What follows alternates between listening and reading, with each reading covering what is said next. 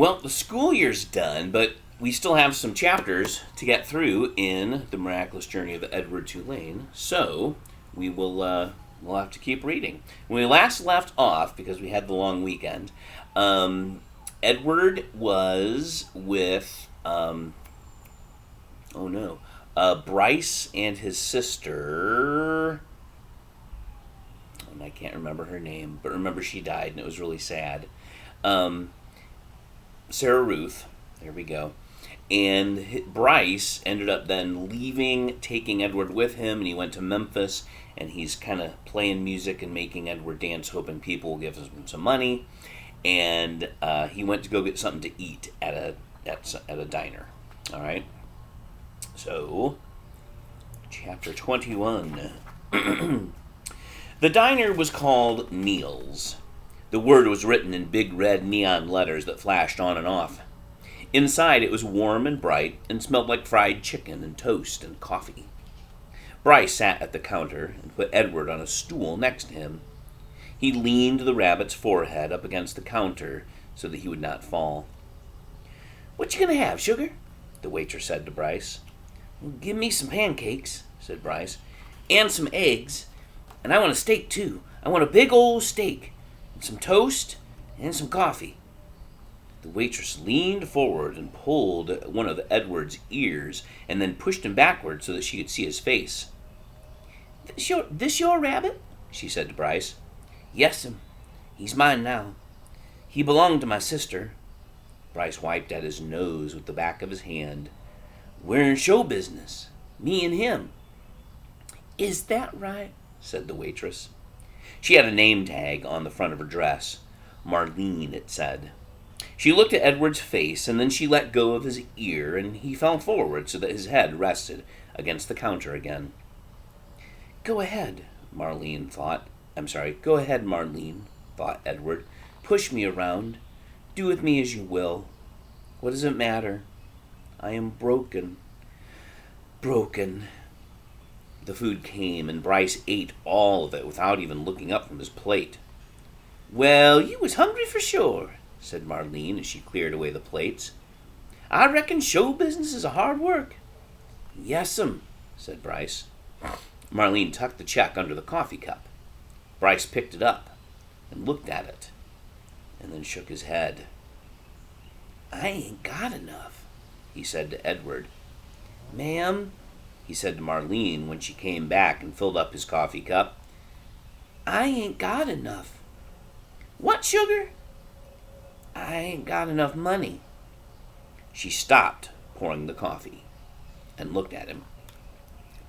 "You're going to have to talk to Neil about that." Neil, it turned out, was both the owner and the cook. He was a large, red-headed, red-faced man who came out of the kitchen holding a spatula in one hand. "You came in here hungry, right?" he said to Bryce. "Yes, sir," said Bryce. He wiped his nose with the back of his hand. "And you ordered some food, and I cooked it. And Marlene brought it to you, right?" "Well, I reckon," said Bryce. "You reckon," said Neil. He brought the spatula down on the countertop with a thwack. Bryce jumped. "Yes, sir. No, sir." "I cooked it for you," said Neil. "Yes, sir," said Bryce. He picked Edward up off the stool and held him close. Everyone in the diner had stopped eating. They were all staring at the boy and the rabbit and Neil.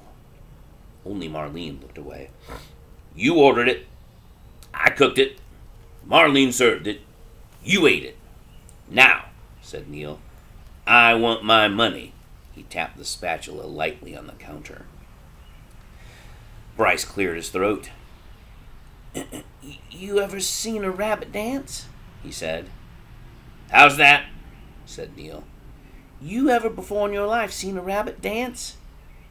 Bryce sat Edward on the floor and started pulling the strings attached to his feet, making him do a slow shuffle.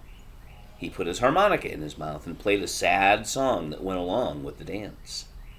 Somebody laughed. Bryce took the harmonica out of his mouth and said, "He could dance some more if you want him to. He could dance to pay for what I ate." Neil stared at Bryce. and then, without warning, he reached down and grabbed hold of Edward.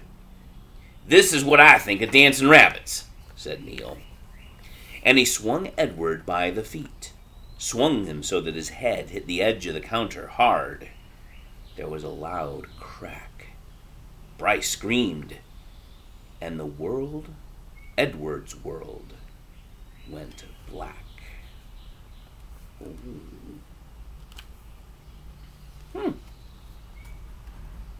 So, Edward was there, he got picked up, and his head hit the counter, and then everything went black.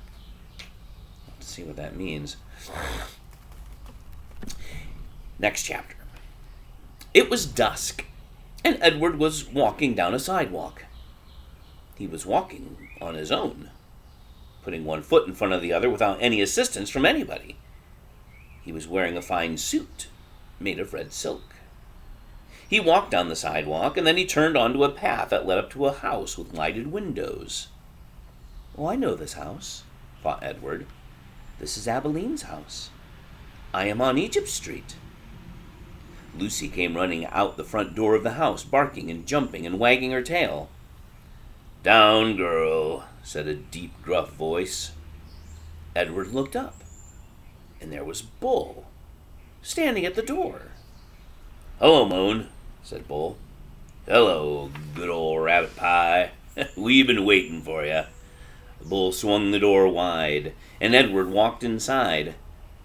Abilene was there, and Nellie, and Lawrence, and Bryce. "Susanna," called Nellie. "Jangles," said Bryce.